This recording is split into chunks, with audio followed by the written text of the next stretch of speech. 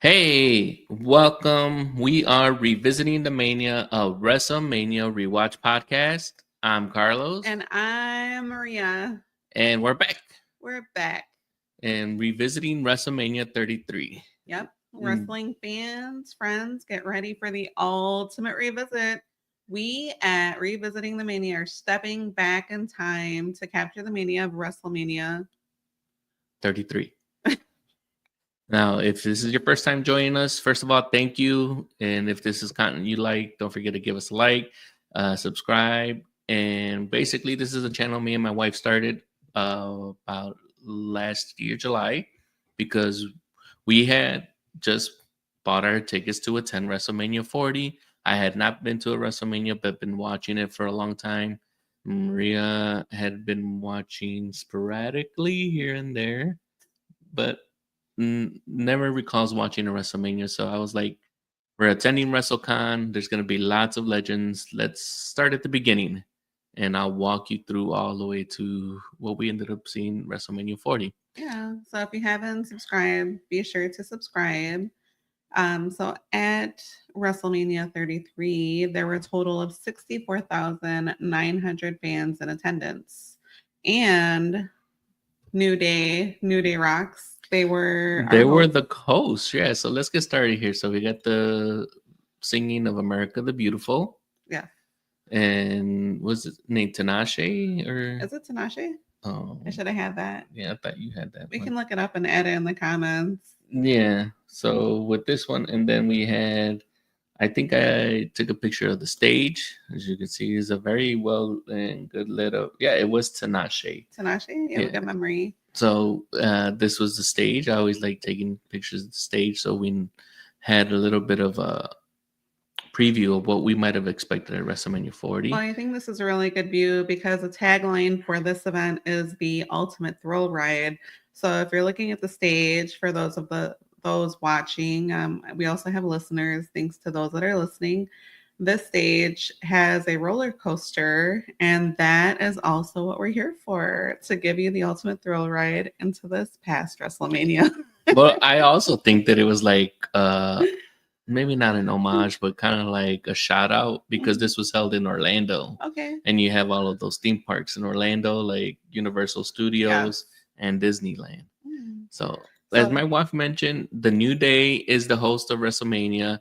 These guys were still hot and they didn't have the titles, but Vince knew that he needed to get them on TV. Yeah. And that's why we got these guys as our hosts. So we have Big E, Kofi Kingston, and Xavier Woods. Yeah. So with this, anything else before we get into the first match? Well, I'm a fan of New Day, so I was surprised. I don't think we've had too many hosts before, but I'm definitely a fan of New Day, so I was happy to see them in this WrestleMania. I love their attitude, their wrestling, and their gear, so I'm here for that all. I think the last host we had was The Rock. The Rock? Yeah, The Rock, and before that, then I can't remember. I know Bob Uecker comes into mind when Bob Uecker Mr. Baseball? Mr. Baseball was one of those. But yeah. And this WrestleMania appearance, we get an appearance of Goldberg since WrestleMania 20, the XX. Oh, it's been that long since, huh? Okay. It's been that long. All right. So with that, let's get into the card with the first match on the docket. I was going to ask, I noticed a wrestling fan in the audience has an I Hate Roman sign. And I'm looking at you, wrestling fans, and talking to those that are listening. So it says 2014 WWE had a big push with Roman. Right. And so the fans were not enjoying him at the time. And so I think in 2016, he was actually voted the most hated wrestler of the year. So now we are 2024, and he's done a complete 360. He is one of the favorite wrestlers of the WWE network at this time, pretty much at the top of his game. And he's one of the heads of the main storyline. And it's been that way, I want to say, over the past few years now. We acknowledge Roman Reigns, by the way. You've been acknowledged. So I just had to note that because what a difference from 2017 through 2024. He stuck with it, and here he is today.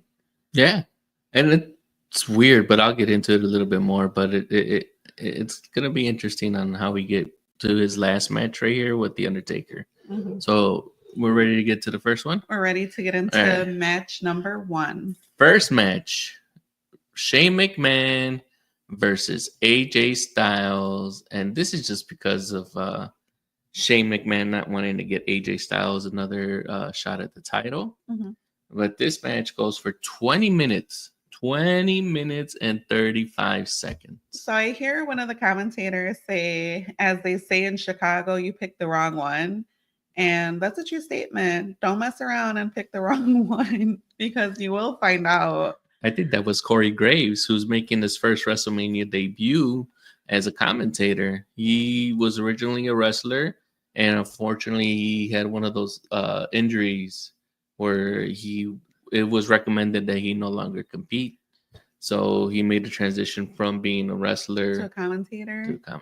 That makes sense. So this is a match that I wasn't expecting, and I actually wasn't looking forward to. I was curious to see how this first event for this WrestleMania 33 was going to unfold. What did you think about this matchup? This was an interesting matchup because this is the point where when I was watching it, I was like, why is Shane still doing WrestleManias? He's in his 40s. And he just had that brutal match with The Undertaker the year before.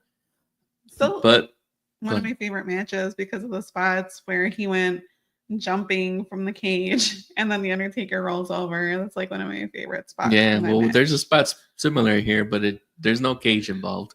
But now that we watched the Mr. McMahon Netflix documentary, and it has this moment where Shane, which is from the previous WrestleMania, is talking about that he felt that once he did that match with The Undertaker or WrestleMania 32, right, he finally gained Vince's respect. But I'm like, why is he still going out here now, kind of revisiting? I see WrestleMania 33, and like, why is Shane still going out there? So I think this is still Shane trying to prove himself to his father. Right. And he does a good job. This match is pretty good. There's a few little things here that we get. Like, he's working with a very seasoned guy. Like, AJ Styles has been around for a long time. And TNA and New Japan, like I told you last time when he faced Jericho at 32. But here's some highlights. This is when Shane puts him like in the Hell's Gate. I guess that's a move that he took away from having that match with The Undertaker at WrestleMania 32. But we also get a couple of moves here. Here's the one where he gets thrown over the announce table. And this is the one that you talked about where there was a spot similar in WrestleMania 32 where Undertaker's laying on the announcer's table, where AJ Styles is laying on the announce table, but he also rolls out of the way and Shane goes through the table. I tell you, it's Shane McMahon, like ever a stuntman during some of these matches, because wrestling moves are overrated, right? When you can just dive off stuff. Well, it is overrated, but there's only so many high spots that you can do before you like put your body and in your life in danger. And Shane has done a lot of them, especially like his spots where you didn't see them because we've only been doing WrestleMania, but there's some during like SummerSlam and other random pay-per-views. I think like a King of the Ring where he's like getting suplexed by Kurt Angle through plate glass or the glass of the announcer. Somehow after all of these different stunts, Shane McMahon, after crashing and jumping off cages and flying over tables, still kicks out. He's like, physics, what's that? He just keeps on moving. So one of my favorite moments of this match is when Shane counters AJ's 450 splash with a triangle choke. Yeah, that's the one I showed you, right? He looks like he's auditioning for a UFC tournament. And then we couldn't be a Shane McMahon match without a coast to coast. Those are some of my favorite moves from him. I mean, how can you say that's not impressive? The other thing that he impressed me with like even though it was kind of shaky, Mhm. is when he tried to do a 450 splash and he ended up like landing on his knees. But overall, like this match was very good. I felt that it was good pace to it. You never got bored. You saw that, these guys, the whole buildup was that AJ was mad with Shane because Shane was the SmackDown general manager. Right. And that feud played out, and you felt the anger, you felt the animosity that these guys had in this match. Mhm. And that's why I like this match. I recommend that people go back and rewatch this match because these are like one of the few Shane matches that I think where he actually excelled, like in like putting on a good match. What Yeah. about you? I agree with you. So you talked about Shane hitting that insane coast to coast. It's one of my favorite spots of this match. He is trying submissions. Why not add that MMA dad energy to these matches? Shane always reminds me of a dad that decided to go wrestling with the gear that he's wearing. Is it WrestleMania worthy? Absolutely. I would say definitely rewatch this. It's definitely a yes for me. I was a fan of this match. Usually we start out with like a ladder match or some kind of brawl, but this was good. I would definitely recommend that you watch it. Revisit with us. Yeah. And if there's no more notes for this one, we can move on to match number 2 on the card, which is Kevin Owens KO. KO Mania 2, as his shirt says. I actually like that shirt. I might have to see if they make it You're gonna somewhere. ask Santa for it? Yeah. Versus Chris Jericho for this US Championship. And this match goes I for forgot my scarf 16 and 20 seconds. and my list. Oh.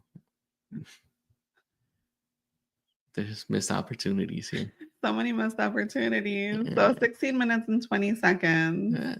A tale of best friends turned bitter enemies Mm-hmm. and one giant list. Yeah, so I won't get into it. I'll get into like towards the end of it, but there's like this, they call it, this is the straw that broke Jericho's back.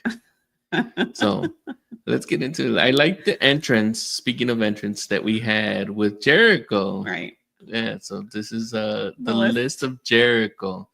This is my favorite time of Jericho, besides the long hair dude Jericho Yeah, I'm a that he fan had of. in white in the beginning of WCW. Mhm.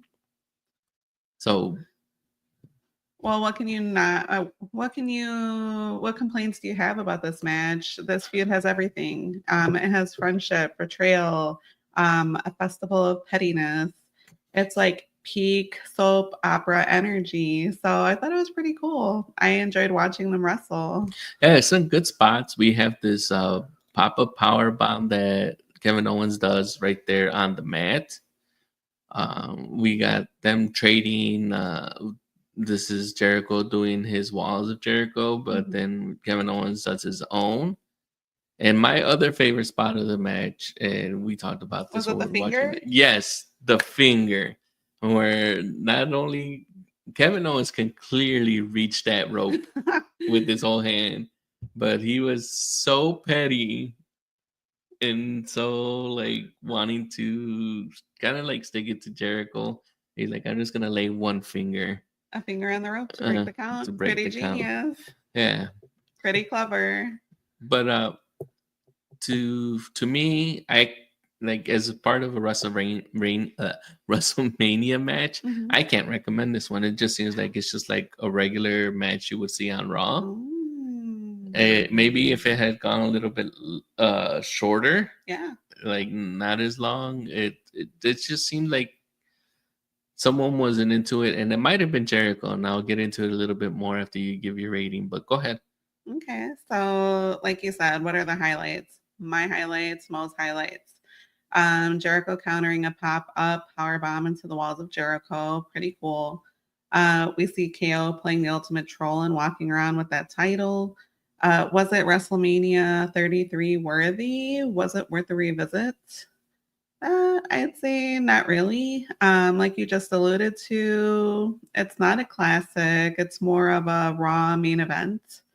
So with that, I would say it's entertaining, but it felt like eating an appetizer when you want the main course. Yeah. But that finger on the rope. That's a good one. That someone should like incorporate that one more time. It's cool. I could see like someone like MJF doing that. Yep. Max or an ADW. But basically, this match was kind of like an alternate path because Kevin Owens had the World Championship, the Universal Championship, the red belt, right. And when Brock Lesnar came back, he dropped it to him. Mm-hmm. But when Jericho was pitching matches to Vince, he actually suggested that they have a title match, or they had this particular match at WrestleMania, but it be for that Universal one. Okay. And that's what Chris Jericho got mad. Mm-hmm. And after this WrestleMania, he hasn't been back with the company. Oh shit. So he left, went to New Japan, and started doing his own thing. So this is what I mean, that this is the match that broke Jericho's back. They made the list. Yeah. So if there's not anything else for you to want to get into, we get into match number 3. Yeah, and this is kind of most of the horsewomen are here. Those are the 4 women in NXT that kind of brought the women's revolution after the from NXT to the main roster. Yeah, these ladies are some of my favorite wrestlers. Yeah, so we have Bayley as the Raw Women's Champion in a fatal 4-way match versus Sasha Banks, Charlotte Flair, and Nia Jax. And this match goes for 12 minutes and 48 seconds. So this is not a traditional fatal 4-way like we've seen with the men. This is an elimination one. So if you get pinned, if you submit, then you leave. You don't have to worry as much as breaking up a count. Okay. Well, I enjoy this match. When all these ladies come out, especially Bayley, I love all the wrestling gear. Everybody was looking great. I think she was doing a shout out to Macho Man. Yeah, she is a big Macho Man, Randy Savage fan. And as we can see here, this probably could have been, like you alluded to, one of those homages to him. She also had this wacky inflatable arm waving gimmick because she was they called her a hugger. So, and then we had the Sasha Banks.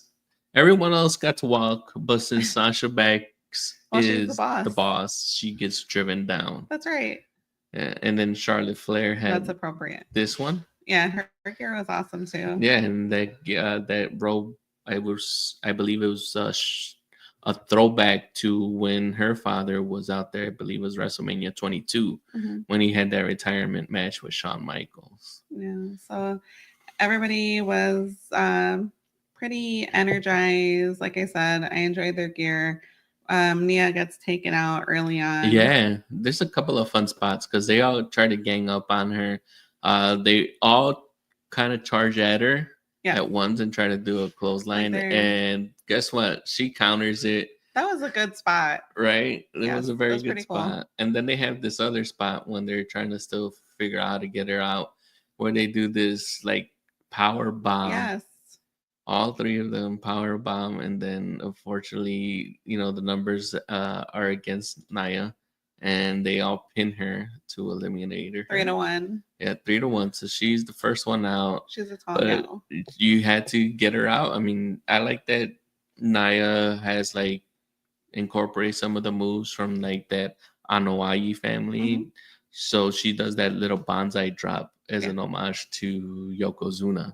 So that's always good. On seeing like all of those like moves being passed down throughout that family. You have her doing the bonsai drop. You have Jimmy and Jay doing their traditional moves, like when it comes to the Samoan drops. Yeet. Roman Reigns does, no yeet. Yeet. Doing the rear view like their father used to do, kind of thing, kind of like. They don't do the stink face, but they do something similar. But the way that they add those little things to them throughout their whole family and giving like throwing throwbacks to them is always good. That's always cool. Yeah. So next we see Sasha. She's gone. Bye-bye after Charlotte Flair reminds us. Yeah. and then it's just Charlotte and Then she has a PhD in and the sneaky Bailey. ropes. Yeah, and then Charlotte is eventually eliminated there after they get into a one-on-one situation, Mhm. and Bailey ends up winning and retaining after she does her elbow drop from the top rope. Well, yeah, that top rope elbow, that would even make Macho Man proud. Game over. Yeah. So with this match of Was it worth 12 the minutes and revisit? 48 seconds, yeah, what do you think? I Was think it it worth? could have been longer. Yeah, I'm gonna have this complaint too. That I felt like you have 4 women there, and like the majority of the time was basically spent on them getting rid of Nia, Mhm.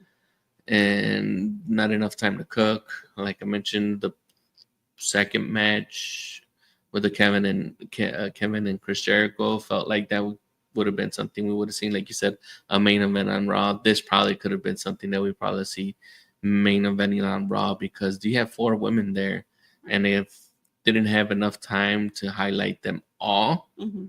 If you think about it, this match is almost 13 minutes. That's like 3.5 or 3.25 minutes for each woman to get in their moves, Right. try to win the crowd over, and things like that. And So, these ladies are all great wrestlers in their own right. So don't forget that. It's not Yeah. like some, your everyday worker. Shout out to the workers because you need your workers. yeah. But they're all really good wrestlers. So what's my final verdict? I do not recommend it. And I thought this was a solid match, but it's not groundbreaking. It's not an all-time classic. It's a fun match that let Bailey keep her role model vibe intact.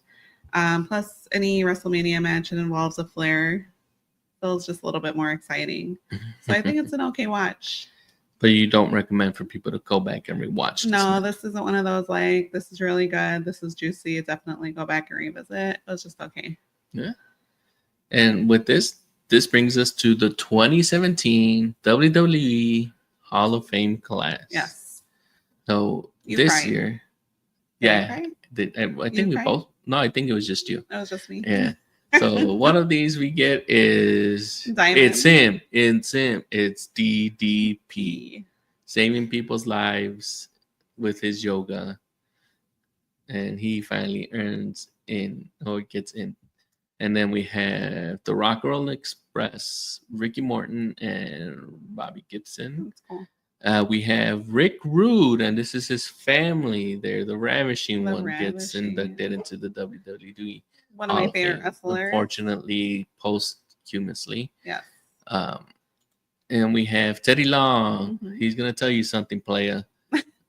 So unfortunately, fortunately, when he got inducted into the Hall of Fame, he didn't have to tell anyone that they have to face The Undertaker to prevent him from getting in. But Teddy Long had a very long and storied career as not only a manager, he was also a referee, and he made himself into a TV personality as a WWE SmackDown GM. Go on, Teddy. This Eric LeGrand, I believe he was a former football player. He received the Warrior Award. Yeah, received the Warrior Award for that. Beth Phoenix, wife of Edge Adam Copeland, makes it into the WWE Hall of Fame. Yes. I've always felt that she was not appreciated as one of the women, but she was, I feel like, the beginning of the women's evolution from becoming just diva matches, panty matches, things like that, right, into being real serious wrestlers. And unfortunately for you only got to see maybe 1 or 2 WrestleMania matches with her. With Beth. Yeah. And then we have the main event. Not an acute angle. Go ahead. It's a Kurt Angle. Yeah. Who we've had the opportunity of meeting this past January 2024. 2024 has been a good year for revisiting the Mania. Yeah, we've got a lot of things accomplished here as far as meeting wrestlers that we've grown up with, we've admired, we've become fan of, whether it's been for many years or through these WrestleManias or matches. Yeah, that would be me. Yeah. And I think when we got his autograph, I think we had an extra one for Kurt Angle. for Kurt Angle. Maybe we'll double check on that. Maybe that'll be a giveaway sometime soon. That would be a good giveaway. And with that, what do you think about this Hall of Fame class? You got to at least know the majority of I this thought class. this was a solid Hall of Fame class. No complaints, no questions. Pretty good. What about you? Yeah, I mean, I didn't get that much time with the Rock and Roll Express, but we had, Ravishing Rick Rude. Mm-hmm. He's one of my favorite guys. One of my favorite guys. And who could not? He had that. If you don't know who the Ravishing is, Google. Yeah, but he's had some good matches and was able to get some good matches out of the Ultimate Warrior, not only in WrestleMania, but also when they were back in the territory days when Ravishing Rick Rude was facing off against the Dingo Warrior, as Ultimate Warrior used to be known as. That's a true statement. Yeah. So, I mean, that, and then we had, like I mentioned, Teddy Long. I mentioned his storied career, but Diamond Dallas Page, when I first started watching WCW, was one of those guys that I also thought was kind of interesting to me. And unfortunately, like when he transitioned over to WWE, didn't get as big as a push as anybody. But I always felt that as one of those people, Booker T got in a few years ago. Why can't Diamond Dallas Page? Because he was one of those like recognizable names that you have. Right. So I can appreciate what you're saying. That's for sure. All right. And with this, we move on to the next match on the card, which is a 3-way ladder match. Your favorite match? Be for the men's tag team championship. One of your favorite tag teams. Yeah. And they had it's them, Enzo Amore, and he's there with Big Cass, and they were certified G's and bona fide. At that time, yes, they were. And the next tag team that we had was Cesaro and Sheamus, International Tag Team Men of Mystery. Talk about a moment in time, everybody. And the third team was newcomers to the WWE scene, Luke Gallows and Carl Anderson, that used to be part of the New Japan faction, Bullet Club, who were big tag team there. They're close friends of AJ Styles. So, but wait a minute. The New Day came out here. And what did they announce? What did they announce? They announced that everyone thought that it was going to be them joining them to make it a fatal four-way. A fatal four-way? But it was not. The rumors were true that WrestleMania, if you were listening, that Matt and Jeff Hardy had re-signed with the WWE, and they made it a 4-way ladder match for the men's tag team championship. So this surprise return is part of what made this 33 a legendary event. It was one of them because to me there weren't that many like memorable things. The crowd was so excited. Yeah, but Hardy Fever was reigning once again, and we made this a 4-way tag team ladder match, and it was a very fun match filled with great spots. Right. What do you have to say? You have any notes? Enzo Amore, let's talk about his contribution. He was talking trash louder than the crowd, but you know what? Ladders don't care about charisma. No. And he was out soon enough. So yeah, it was. Then we have this one. This is a fun spot here that we have where Sheamus and Cesaro. Cesaro is doing the giant swing to one of the That's a good spot. guys, and from Carl Anderson and Luke Gallows, and Sheamus is doing those beats of the battery. That was a good one. Favorite spots? You probably have a photo of this. Jeff Hardy, 39 years old. Angle of that. Oh, it's a good spot. Yeah, let's see if I can get. Did I get the angle on this one? Yeah, where Jeff Hardy 20-foot ladder to crush Cesaro and Sheamus like it's 1999 vintage Jeff. And only one of those ladders ended up breaking. The one where Cesaro was in, the one where Sheamus was on, did not break, so he ended up rolling off. But that was a good fun spot. It was. This was also a fun spot too, where Enzo's trying to climb up and get the tag team titles, and Big Cass is trying to help him. but it looks like Big Cass is like as tall as one of those yeah, ladders. He's a big guy. Sheamus, and I think this is Gallows. They end up getting them, and they power bomb Big Cass onto that ladder, pretty much taking them out of commission. Not to be confused with Mama Cass. Yeah, don't ever make that type of confusion. But here we are. The Hardys, after that splash, end up winning the tag team championship from that particular So the finish. WrestleMania. Yeah, what did you think about this? I thought the finish was impressive. So you have Matt Hardy retrieving both belts. When we see them flying off these ladders, we're like, thank God they didn't die. Especially Jeff. Yeah, they go hard all the time. I love a ladder match. I thought this was a solid match. You have a lot of good wrestling characters.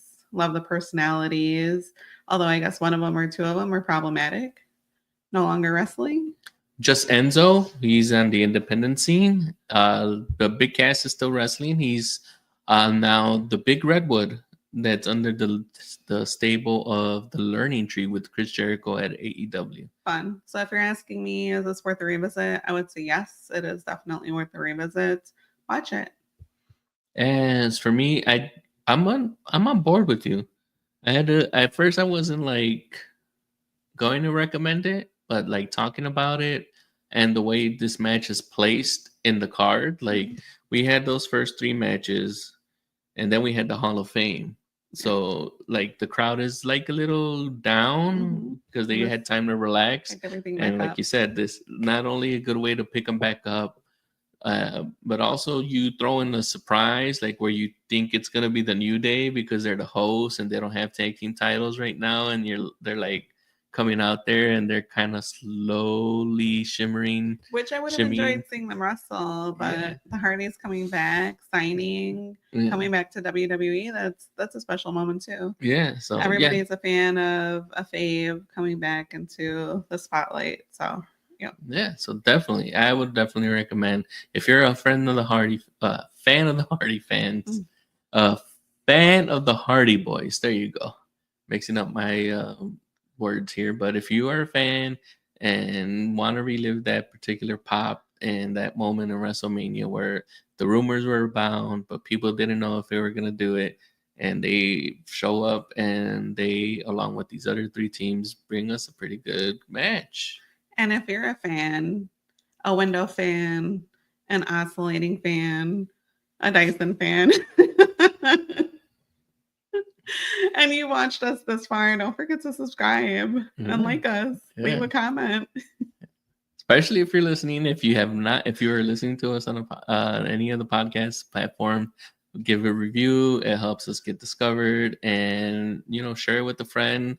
If they're looking into getting into watching wrestling like us and want to kind of go back and relive these moments and find out why and how people become fans. That's true. I've had the wildest 2024 you can imagine. Yeah. And this will bring us to the next match on the card. Match number 5. John Cena and Nikki Bella. The match you never wanted. None of us. Those listening, those watching, maybe one of us. The It Couple, Maryse and The Miz. This match went on for a long 9 minutes and 40 seconds. A little too long, yes. But this match not only had that going for it, but we had guest announcer Al Roker. Hello, Al. Come out here and announce the teams. I love the costumes that Miz and Maryse have there. Right.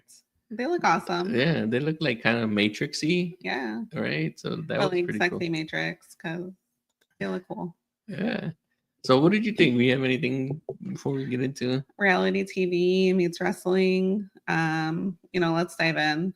This wasn't as much a match as it was like a live action trailer disguised as like a wrestling segment.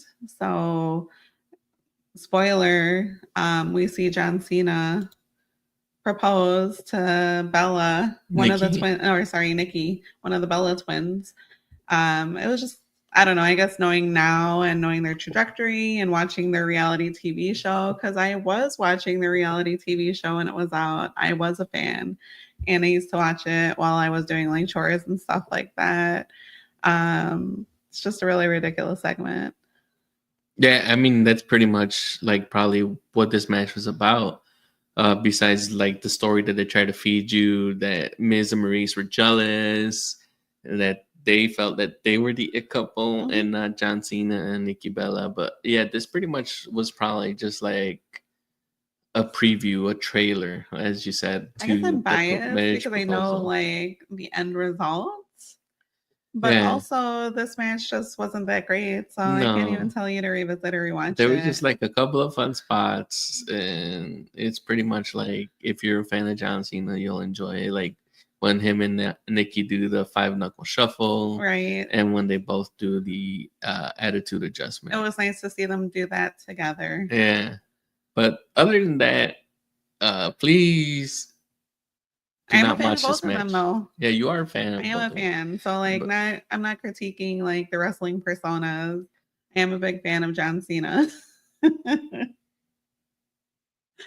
But this match is a no for me. It's not worth watching. It's not a revisit. Especially since the proposal, like they end up breaking up like less than a year later, Yeah, so they that didn't when I even asked make it you, down the aisle. I was like, how long did they last after this? And Carlos said that they lasted less than a year. I was like, holy shit. So yeah. So not a revisit for you. No, Definitely forgettable for me. I wanna, forget that I watched it. And saw this again. So skip past it if you're watching it or if you're streaming it on TV. and that'll bring us to the 6th match: Triple H versus Seth freaking Rollins in an unsanctioned match. And this unsanctioned match goes for 25 Minutes and 30 minutes. seconds. It's a long match. That is what we're accustomed to watching right now, as Triple H is the man? Question mark. Because Vince is still technically in charge, but This Triple is H my still gets his least way. favorite introduction for Triple H and all the Triple H introductions we've seen for WrestleManias. When he's riding down a motorcycle with Stephanie in his back like that. Yeah, like, okay. Like, I guess hot for them and necessary for us. Mhm. But we've seen like all these badass introductions where he's come out looking like a king. He's come out looking like a cyborg. So now we get this. So sometimes we run out of ideas, But gals. you know who guys. did have a pretty big, cool entrance? What's that? Was Seth freaking Rollins. Look at that. He looks awesome. He's got his name back there. I like all his in gear. white. The ramp, the long ramp that they had in Orlando, all had flames that going was down really to it. cool. Yes, I agree with you. So that was pretty cool. So let's dive into this 25-minute. We see sledgehammers, leg braces, midlife crisis For who? Triple? for Triple. For Triple H?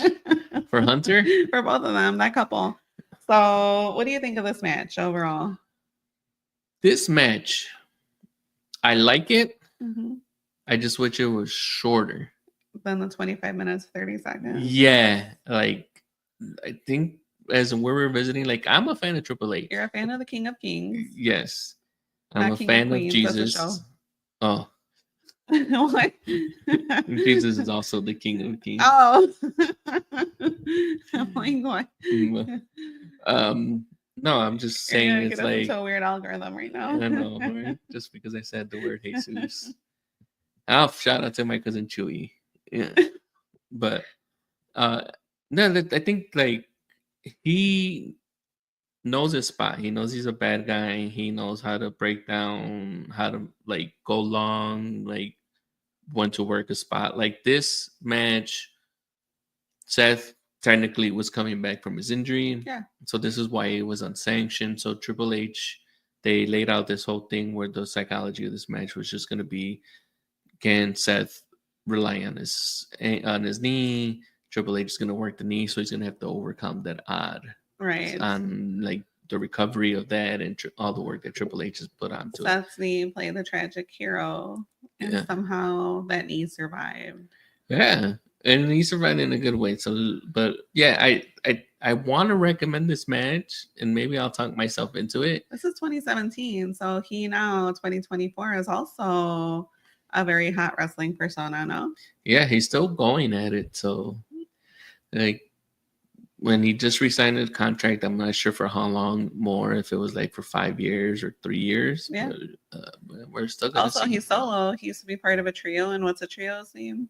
The Shield. Yeah, he was part of the Shield. I mean, they're still going. 2 of them here, 1 of them in AEW. So if you're newer to wrestling, just so you know, there is some history with Seth Rollins. Yeah, and it's all bubbling up and right now into this current storylines that we have going. But so one of my favorite spots of this match is seeing Stephanie getting yeeted through a table. Oh, I didn't get a picture. You didn't get a picture of that? No. But it is one of the things where Stephanie is on the apron and Girl, you just can like take the hits. That's what I'm saying. Yeah. We've seen her take some pretty hard hits. She took the spear from Roman Reigns to WrestleMania 32, and I guess they're like, you know what, Stephanie, people like when you get hit. So let's set up this one spot where it looks like Triple H is gonna hit you after Seth Rollins ducks, and then Triple H is gonna catch himself, and then as he turns around, Seth Rollins gives him a super kick, and now you bump into your wife and send her through the table. So is this match worth revisiting? Well, I'm gonna put up these pictures here. Okay, walk us through it. And walk us through it. So we have this one particular one where we get a DDT outside. That was a good. The table was supposed to collapse, but the table doesn't. That was a good one. And when we have this one here where Seth Rollins is looking, he's in control, he's digging everything out, and Stephanie does some great work here because Stephanie's like on the other side, and she's like, Hunter, he's got chairs. Look out for the chairs. And when Triple H like eventually avoids that and gets back in control in the thing, and he's like working on his knee, like I told you. There's Stephanie in the background giving her sneer. And eventually they take it back outside. Seth once again is like fumbling, trying to get around, and this is when he starts throwing chairs at Hunter. Right. And then he eventually slips out and then throws Hunter's sledgehammer. This is his like calling card. He like throughout maybe since 2003 or 2004, Triple H always had a sledgehammer with him. Oh, okay. So this is like I don't want to get too much ahead, but if you think about it, this was the downfall of Triple H here. If you think about like the beginning of it, okay, like in WrestleMania 40, and spoiler if you have not watched it, but we have this moment where Seth Rollins comes in and Roman Reigns has a chair, and he has Cody there, and he has Seth Rollins in. And instead of hitting Cody with the chair, because of all the history that him and Seth Rollins have, he ends up hating Seth Rollins so much that he hits Seth Rollins with the chair, and then Cody gets advantage and wins, right? But with this one, Triple H is so obsessed with his sledgehammer and all the times that he's caused trouble that he ends up grabbing that sledgehammer, and then eventually starts leading to him like losing the match. Like Seth Rollins gets control. Like he tries to do this super pedigree on Seth Rollins, but he ends up kicking out. And then we have Seth and getting the pin and the win because he ends up getting Triple H in the pedigree. And after that whole miscommunication where Stephanie goes to the this is him putting him over. Yeah, this is Triple H putting him over because 1, 2, 3 pin in the win for Seth freaking Rollins. And now that I'm talking about this match and getting into it, I actually do recommend that people go and watch this match. What about you? Well, is it revisiting worthy? Yeah. I think it was. Triple H's ego demands it. Seth Rollins gave it everything, even his ACL. So my final take on this match is it's a solid match. It has the storytelling, the drama, and just the right amount of chaos. So was it knee friendly? No, not for Seth Rollins, but definitely worth a revisit. Yeah, if you were Seth Rollins' His knee? doctor and his rehabilitation specialist, this was not the match you wanted to see him in. After his knee, you do not want to revisit this match. But like, yeah, I like talking through it, seeing the pictures, like reliving everything. Even though we did rewatch it, but it's just like it's been a while. If you've been following us, Maria gave birth to our son, so we've had a little bit of time off, and it's been a while since we watched it and took our notes and things like that. So I had to re-jog my memory, and I'm like, yeah, I do recommend people go back and watch this match. A solid match. And with this, it takes us to match number 7. 7. All right. We have the Randy Orton versus Bray Wyatt for the WWE Championship, which is right now the SmackDown Championship. Mm-hmm. And this match goes for 10 minutes and 30 seconds. This is tough. Okay. You let me know why it's tough, but go on. Well, I'm a fan of Randy Orton, and rest in peace, Bray Wyatt. Yes. Some of the imagery was kind of like not weird, but just like the large roaches. Like, can we swap them out for a centipede? I don't know. It's like this larvae right here. Yeah, the larvae was too large. Maybe smaller. Yeah, we'll get into it a little bit more, but go ahead. What didn't work for you? What didn't you? What didn't. I like seeing Randy Orton, that moment where he sets Bray's what was it, a cottage or his hut or his shack on fire, and then he does that look back and he does his like legendary stretch. He does his pose, his Randy Orton pose, like, and he looks back at us. That's pretty cool. I guess what Maria's saying is, if you want to go back, the story, just watch the sizzle reel that catches you up to this match, where you can see Randy Orton. Like, the build up to this match was good. I'm not gonna like say that it isn't. Like, if you watch the sizzle reel, you saw like the build up to this match. It was a good build up. Yeah. It just failed in the ring. And this is like the second time where something I feel fails in the ring. Like the first match that they had John Cena versus Bray Wyatt, I think also fails. Yeah, the actual match is like, Randy doing his legendary RKOs. I hit RKOs. That's all that we're seeing. Bray, he's projecting these giant worms on the mat. That's extra scary, right? So, the audience is like, what's going on? What's the highlight? Was there a highlight for you besides the sizzle reel? I think this, when Randy Orton comes out, I didn't get it, but that's the pose that Maria is talking about. But I couldn't see it. I couldn't get a good picture of it. But when on the long ramp, they have that Viper that's slithering down. It was going really slow. Yeah. It was really a really odd like photo of the Viper. That was strange. Yeah. So was it worth revisiting? Was it WrestleMania 33 worthy? I would say the feud was definitely worthy. It just failed in the ring, right?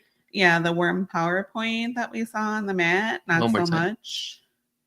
And then the match itself, only if you think Bray Wyatt's bug being TikTok is high art. So yeah, I think, I don't know. Like, I like the character that Wyndham Bray Wyatt brings to us. Mm-hmm. Bray Wyatt, some guy who might have some supernatural forces helping him, just like the Undertaker did. Usually it's pretty spooky. And the character that he made was pretty good, especially what we're gonna get a little bit later on. Mm-hmm. But I don't know what it is I don't know if Vince felt like the character wasn't like melding or winning over fans, because we get the interaction before all the matches where we get everyone turning on their cell phone flashlight. We see all the fireflies, quote unquote. And for that, I think that is the reason why Bryant should have probably won this match. Mm-hmm. is my opinion. And I'm with you too, because Randy's been at this already for like, this is 2017, so either 15, 16 years. Right. And normally throughout this match, we've got like the older guys putting people over, Which is like yeah. Jericho putting Kevin Owens over because he's the younger guy.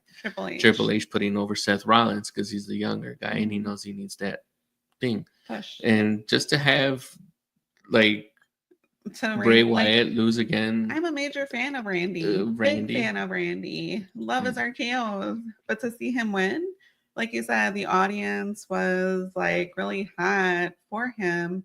And we saw those lights in the audience. That's like a wrestling moment, you know? Yeah. That was like a good WrestleMania 33 moment for everybody just to like kind of bond and have their lights out there like that. So I thought he should have won. Randy should have taken the loss. But with that, what can you say? Would you tell people to rewatch it? No, I wouldn't tell anyone to rewatch that one, just because I feel like it's like a disservice to any of the like work that Bray Wyatt had done to like the character. He's a good wrestler. He's a good wrestler, and he's able to tell good stories through all of his like segments, in-ring segments, recorded segments, vignettes, whatever you want to call them, like promos. The legend of him still goes on. Yeah, and unfortunately, we can't get any more time with him. We just have this. What is this? 2020? This is 2017. 2017. When you got like 6 more years, but I think only 5 more WrestleManias. So with that, we're taking you to this next match, which is a match that you were looking forward to watching. Brock Lesnar versus Goldberg. And this match right? goes for 4 minutes and 45 seconds. I will tell you that I love the length of this match. I was not looking forward to this match when I first watched it live back in 2017. But what about you? You weren't a fan of this match? I was not a fan of Brock Lesnar coming back and taking the belt from Kevin Owens. Mm-hmm. I was not a fan of Goldberg trying to give himself one more run, which was supposed to be kind of close to his retirement match. Okay, well, let's suplex our way into this review. Let's talk about this match, because that's what we saw. Yeah. We saw a bunch of suplexes, a bunch of German suplexes. We saw a bunch of German suplexes. I think they counted like 10. So we know that these wrestlers are brawlers. Mm-hmm. You know, we are not really seeing a lot of technical wrestling from these two. We really shouldn't.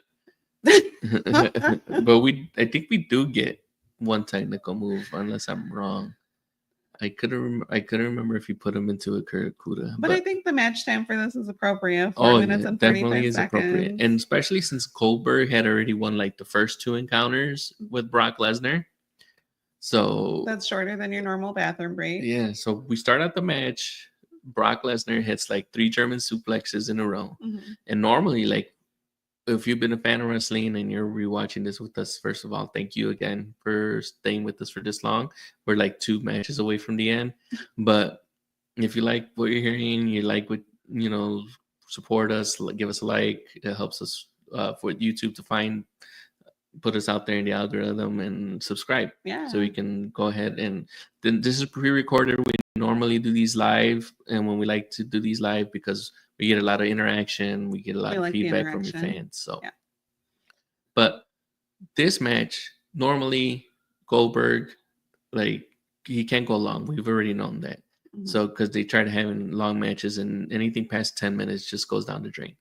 But for him to recover, for to have that spot where he gets 3 German suplexes, and then he hits Brock Lesnar with the spear. Mm-hmm. And the way Brock Lesnar sells that, and he's just like, oh my God, what happened? And then he hits him with another spear, and then Brock Lesnar rolls out of the ring, and then he's like trying to catch his breath, and then Goldberg comes around, gains the speed, and then spears him through the barricade. Right. You're like, okay, this is a completely different match. So like Carla said, move count, spears 4, German suplexes 10, other moves, LOL. We didn't really get anything else. I think we got this F5 is the other move here, and that was at the end. So you're right. I was impressed that Brock Lesnar like pretty much turns it around maybe around the 3-minute mark. Okay. When Goldberg tries to go for one more spear after he gets Brock Lesnar out for this jackhammer, his finisher, and he tries to go for one more spear, and Brock Lesnar leaps over Goldberg. That was impressive. That's impressive. Yeah, and then he ends up getting the F5 and the pin in the win. So I'm actually think I'm gonna recommend this match just because if you love nonstop carnage. Yes. If you're a fan of German suplexes and spears and one F5, this is the match for you. Yeah, because like we get like a whole bunch of things in here. Like normally we get like heavyweights touted. Like most recently, the Jake Paul and the Mike Tyson. They build up that match. They hyped it up. You thought these guys were gonna go toe to toe, and we're like, why did we believe a 58-year-old Mike Tyson would actually be going out there throwing out like knockout punches? But this match actually delivers it. The only thing I can think of that match is those cakes. But I recommend it. What about you? So if you're expecting actual wrestling, there was not a lot of the actual wrestling that we were just talking about. Was this match ridiculously short? It was a hard-hitting slugfest, and it felt like somebody pushed fast forward. Was it worthy? I would say kind of. It was definitely more fun than you think it would be. So with that, I'd say why not give this match a go and revisit. Yeah, and it's only like 5 minutes. But it's like not the most boring 5 minutes. It's like action after action after action. That's true. We saw a lot going on within about 5 minutes time. Yeah. So with that, we take you to the next ladies match. Yeah, a 6-pack challenge. And we had the 4-way earlier, which was elimination, but this is different. This is whoever gets the first pin, whoever gets the first submission wins the title. I'm definitely a fan of a 6-pack challenge, usually with an option of like a modelo or something like that. Good one. But with this one, we have Becky Lynch, Mickie James, Alexa Bliss, Natalya, Carmella, Natty, and making her in-ring return, Naomi. She was the previous champion and had to forfeit her title after she was injured. And she worked her way back and rehabbed enough to make it back to be at a WrestleMania that's in her hometown of Orlando. Also, how impressive does she look? Naomi looked amazing out there. Everything from like hair, her wrestling gear. I've always been a fan of Naomi. I'm definitely a fan of Natalya, but she just looked like she was on fire during that match. So I'm glad that she won. This match is 5 minutes and 35 seconds. This is also 5 minutes? Yeah. Oh, wow. So these are all 6 women. You see Naomi's cut off there, but Becky Lynch is doing her best to channel like those twins from the Matrix with the long dreadlocks. They had less time than an Uber Eats delivery. Oh, if you get an Uber Eats delivery like in 5 minutes, that's pretty good. But here's the ladies. Alexa Bliss was a defending champion. I like this neck breaker here from Mickie James. Yeah. And there's Naomi there in the bottom. We get some suplexes from Natty too. Yeah. We get this one spot. Oh, I think I deleted it because I didn't like it at the end. But this match is very fast paced because these ladies don't have much to work with. We have The Undertaker and Roman Reigns coming out. And like I mentioned earlier, this is like one of the times where I'm disappointed because we've started like this women's revolution. Right. From one of the horsewomen that is there. The revolution will not be televised. But this one was. Becky Lynch and Mickie James. I praised her for her match that she had with Trish Stratus. I think that was WrestleMania 22. Right. So it's been a long time coming, and for Mickie James especially to have the short match after how long she's been in the business too, it's very disappointing. But got a lot of near falls where people are being pulled off. Right. This is one instance. But eventually, the winner is Naomi. She's a 2-time women's SmackDown champion. Yeah, she's been a strong wrestler since her tag team days. She was the best out of her, and the other one, Cameron. She was. So I would ask, like, what did you think about this match? I thought it was a solid match. Was it WrestleMania worthy though? No. No, it wasn't. It was short, 5 minutes and 35 seconds. I think this match was a filler match. Did it do what it was supposed to do? She took that win, which is good. Everyone looked great. We got some quick wrestling in for 5 minutes and 35 seconds. Chaotic, fast paced. It could have gone for like maybe 10 minutes. But like I said, Naomi's win, that feels pretty good. And that's all I got for that one. Yeah. And I agree. I don't recommend anyone go back and watch this match. This match didn't have enough time for the one to see Naomi's trajectory, like her wrestling trajectory.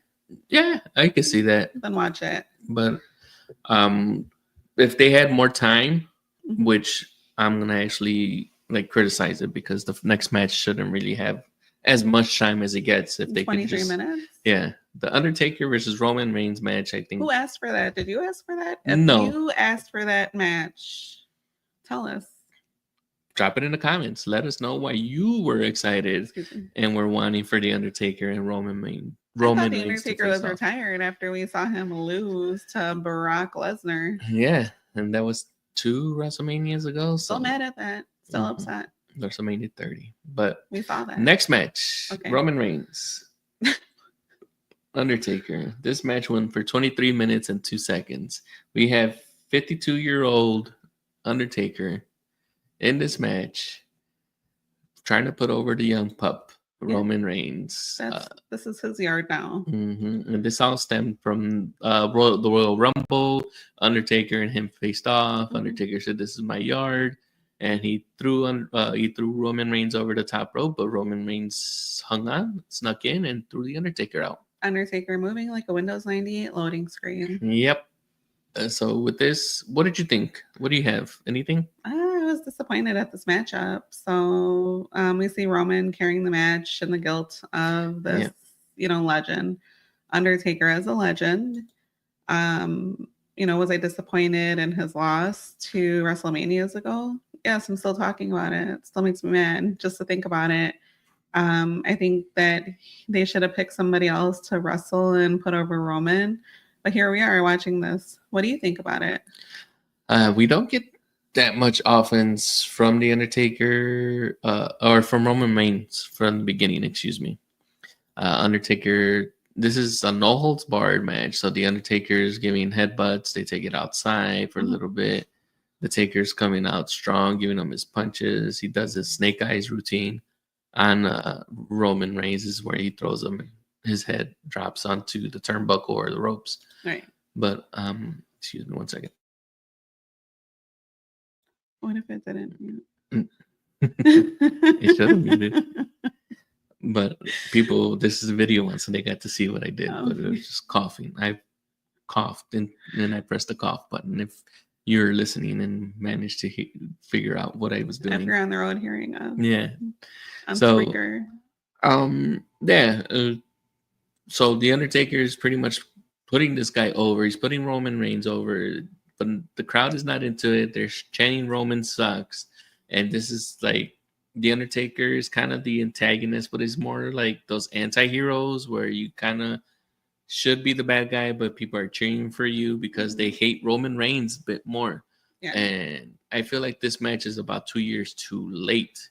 Like maybe if they had kept the streak alive and not giving it to Brock Lesnar, because I don't think Brock Lesnar really needed that win over The Undertaker. But this probably would have been a better way to give a little bit more prestige to Roman Reigns, to just have that special thing about him. Like he was, or he should have been, the only one to beat The Undertaker.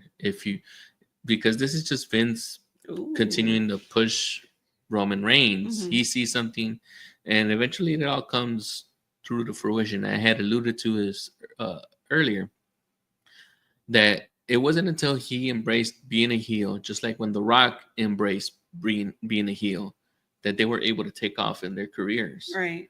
And they're kind of similar. Like once Roman Reigns found that nobody liked him and embraced that whole bloodline now we have that whole thing, and this is pretty much what should have happened in this match. Like if Roman Reigns had come out more as a heel, this match probably would have been able to be a little bit better than what it was. But I also don't understand why it's a no holds barred match. Like I know there's probably the animosity there, the respect that they're trying to gain, because this is the Undertaker's yard and he's like the locker room general. Like he regulates it, and now Roman Reigns is trying to like go through that. But it's unnecessary for it to be a no holds barred match. Like if this had been a retirement match, which has been thought that this was going to be, and we're shown because Roman Reigns does win. If you haven't figured it out, Roman wins, gets the second win over the Undertaker at a WrestleMania. I like your take on this because, like you said, WWE clearly had their eyes set on the future. Somebody, had it set that this guy was going to take it all in these years. Here we are, 2024. But like you said, we saw a sign in the audience when they first opened up. They were booing him. Fans weren't sure that they were ready to ride this train yet. So I just have to say again, what a difference a few years makes, because now he's at the top of the ranks. Yeah, this is what I got a picture of this. Normally when a wrestler leaves their gear. Oh, you know what I thought of? I thought that this was like, do you remember, was it The Wizard of Oz? Oh, when the witch melts? I was like, what is this? No, but this is a wrestling tradition. Normally, when a wrestler retires, they leave their gear, the wrestling boots, and everything in the ring. Triple H had actually done this too, and other wrestlers, like most recently, the badass Billy Gunn in AEW did that. And everyone thought he was going to retire, and he probably wanted to retire, but I think they convinced him to keep going for a little bit more with the Acclaim. Did Undertaker come back after that? Yes, he has one more match or a few more matches. Well, I know because we saw him in 40, so I don't know why I'm asking. Well, that wasn't a match. It was more like a cameo run-in, but still. He does have one more WrestleMania match during the COVID time. Yeah, so I think that's 37. So we have that, but he also has another match in Saudi Arabia at one of the Crown Jewels, which is one of the worst matches, where him and Kane versus Triple H and HBK. Oh, wow. You're a fan of HBK, so if you want to go back and revisit and see, one. Yeah. But overall, I do not recommend that anyone go back and revisit this match, just because it's too long. The Undertaker has also admitted that he was not in ring shape, and that's why he keeps going. Yeah. Because he wants to have like that one final good match. So some big moments for this match. Undertaker missed a tombstone reversal, which looked awkward and painful. Exactly. We talk about Roman 73 spears, because if it doesn't work, try 72 more. The final look of defeat as Taker folds his gloves and his hat, like you were talking about. We just saw that image, which is pretty impactful. That he's done, but done for now. You said he goes on to wrestle 2 more times. Yep. Was it WrestleMania worthy? Was it worth revisiting? Sort of. Match quality was kind of meh for me. More Sad Mania than WrestleMania. What about you? Yeah, I mentioned not go back and watch this one. Yeah, so sometimes I forget to listen. Whoops. It's all right. You're into your notes and everything like that. So but with that, thank you very much for joining us. If you have any questions or any recommendations on matches or events that you want me and my wife to revisit, please feel free to hit us up on social media at Revisiting Mania, whether it's X. Yes, we're still using that because we have a little bit of a following, but we are on Blue Sky, Revisiting Mania, Instagram. Send us an email at revisitingmania@gmail.com. And if there isn't anything else we need to get to, send us a fax. If you know our phone number and know how to fax us, too bad because we don't have a fax machine. But thank you very much for sticking with us and watching this episode. Keep a close eye on our socials because we do not know when we're going to put up WrestleMania 34. We might get like a guest, but we also might just throw in one of these revisits where we just do one match just to get in another episode before the December holidays. That's true. Anything else? If you celebrate Thanksgiving or Indigenous Peoples Day, Yeah, out in America, we've this is before Thanksgiving, North America, so or in the United States, have a safe and happy Thanksgiving holiday, or happy holidays, depending when you're listening to us. Thanksgiving. Yeah. We hope you are safe and have a drink for us. Yeah, and don't forget to like and subscribe. Toodles. Deuces.